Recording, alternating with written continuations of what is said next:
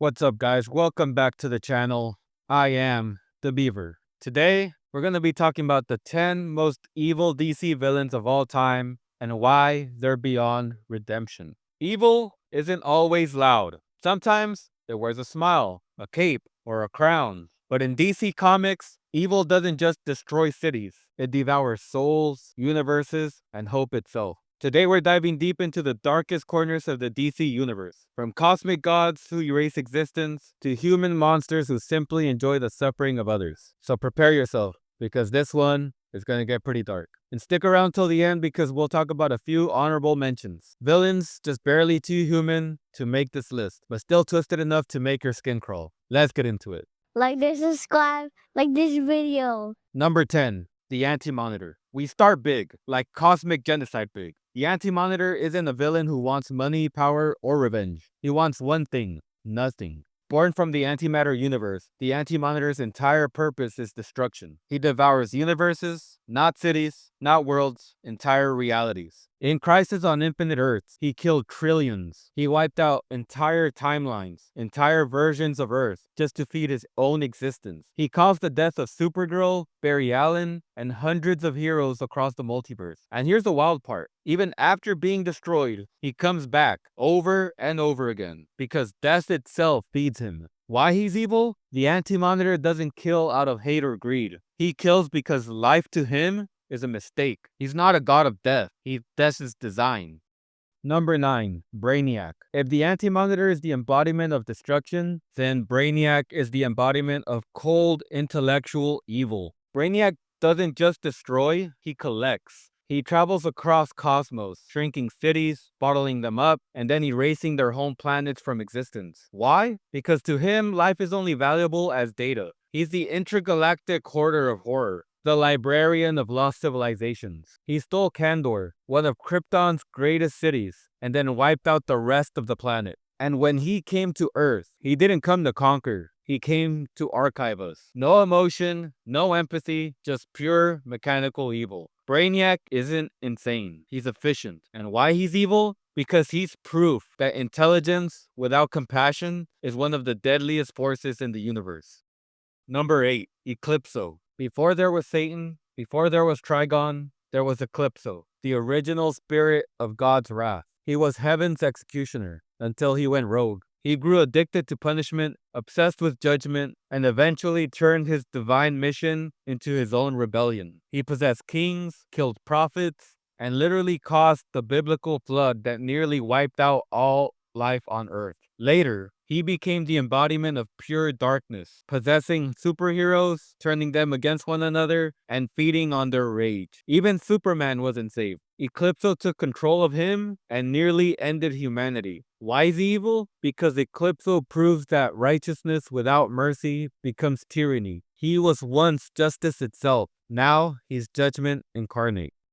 Number 7. Trigon. You think your dad's bad? Try being born to Trigon. A demon so evil that entire dimensions pray not to be noticed by him. He's not just a conqueror. He's a corrupter. He doesn't just kill you. He makes you beg to serve him first. Trigon's so evil, he killed every living being in his own realm the moment he was born. His mere presence infects worlds with hatred. And his idea of parenting? Creating a half-demon daughter, Raven, and trying to use her to open a portal to Earth so he can corrupt humanity from the inside out. Every time Trigon appears, the Justice League and the Teen Titans tremble, because if he ever truly crosses over, it's game over for existence. Why is he evil? Because he doesn't just destroy life, he makes life destroy itself.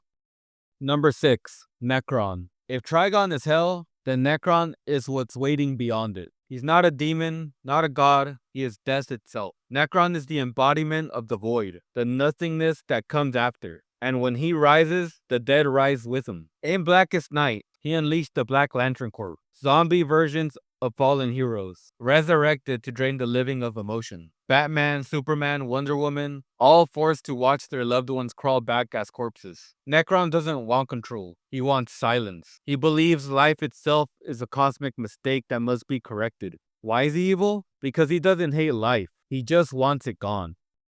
Number 5. Superboy Prime. Some villains are born evil, but Superboy Prime, he chose it. Once he was a hero, a version of Clark Kent from a perfect world, but when his Earth was destroyed, he lost his mind. He blamed everyone, the heroes, the multiverse, even reality itself. Then he snapped, literally punched through the walls of reality. He killed countless heroes, including members of the Teen Titans, and every time someone tries to stop him, he just throws a tantrum so powerful, it reshapes existence. Why is he evil? Because he's not a monster. He's a broken idealist who became one. Superboy Prime is what happens when purity turns into obsession.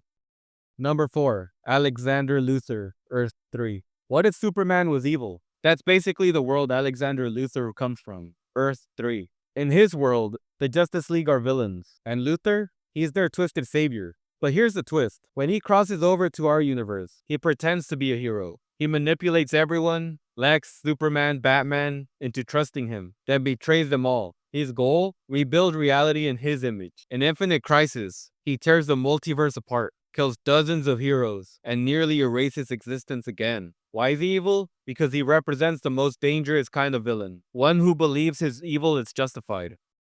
Number 3. The Batman Who Laughs. What if Batman killed the Joker and became him? That's the Batman Who Laughs, a nightmare version of Bruce Wayne infected with Joker toxin. He's got Bruce's mind, the Joker's madness, and zero limits. He murdered the entire Justice League in his own world, and then he turned the entire Robins into cannibal slaves chained by spike collars. He spread across the multiverse like a virus, converting entire Earths into dark versions of themselves. In Dark Knight's Metal, he manipulated even gods and nearly fused all realities into one endless nightmare. Why is he evil? Because he's proof that the smartest man alive with the Joker's morality is unstoppable. He's Batman without boundaries, and that's the scariest villain imaginable.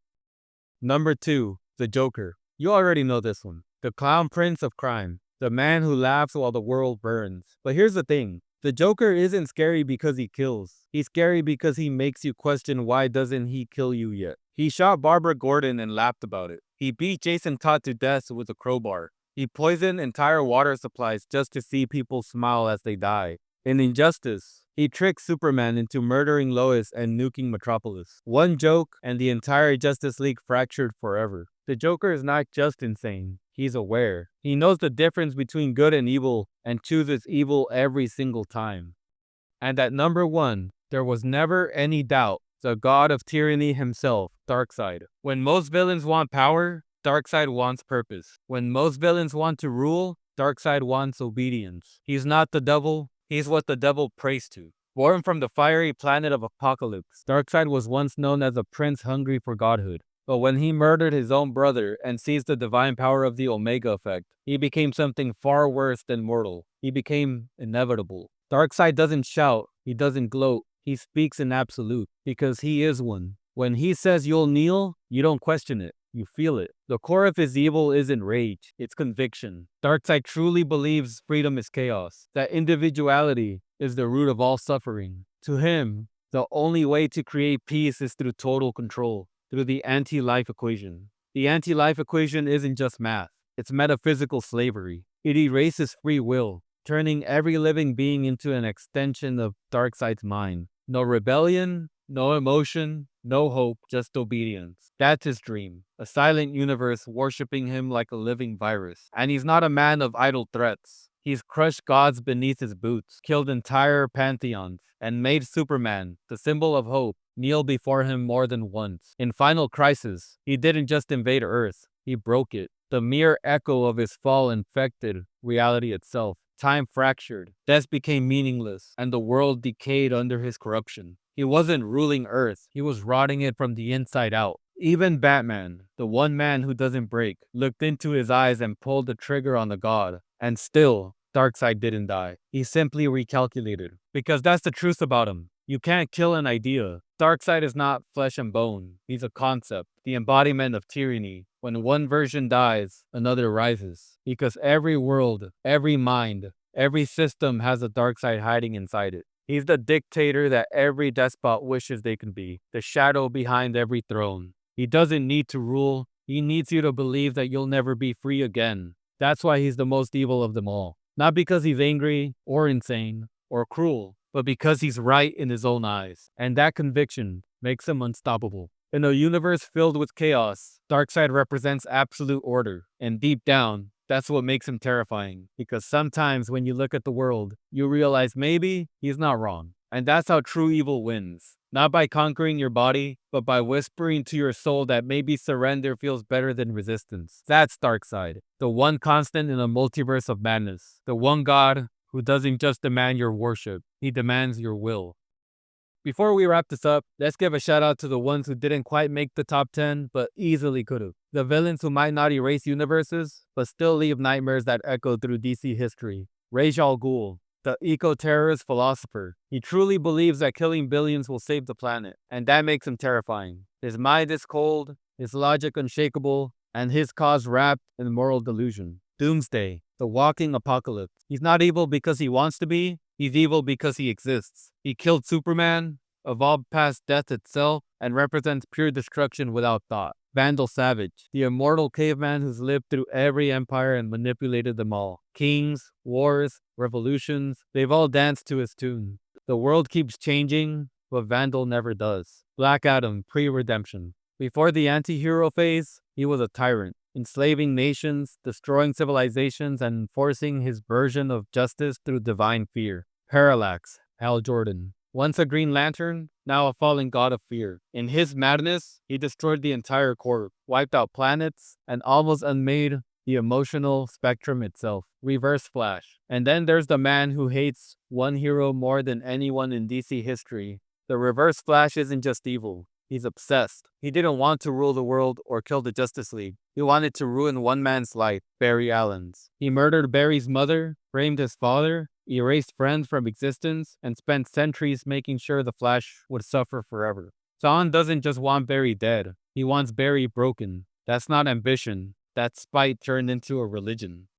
Each of these villains could headline their own story, and in a universe full of monsters, gods, and maniacs, they remind us that sometimes the worst kind of evil is the one that looks at you in the eye and smiles. So there you have it. 10 of the most evil forces DC Comics has ever created, plus a few devils lurking just outside the top tier. These aren't your average bad guys. They're gods of cruelty, architects of pain, and reflections of what happens when power meets obsession. From Darkseid's tyranny, to Joker's chaos, to Reverse Flash's personal hell, each one proves that evil doesn't always want your soul. Sometimes, it just wants to see you suffer. If you made it this far, hit that like button, drop a comment on who you think the most evil villain in DC history is, and subscribe for more deep dives into the dark side of comics. Follow me on Instagram, X, and TikTok at the Beever X, and I'll see you in the next one.